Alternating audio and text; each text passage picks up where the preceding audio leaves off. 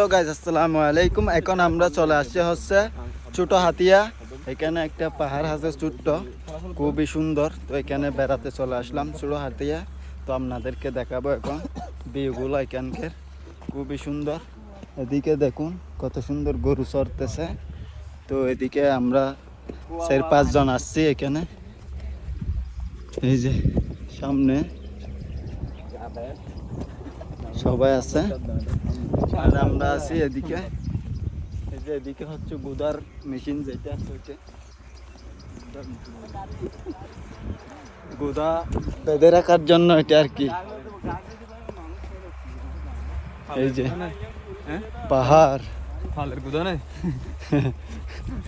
পাহাড় হাওয়া আই মেরা না সুন্দর লার ভাল্লা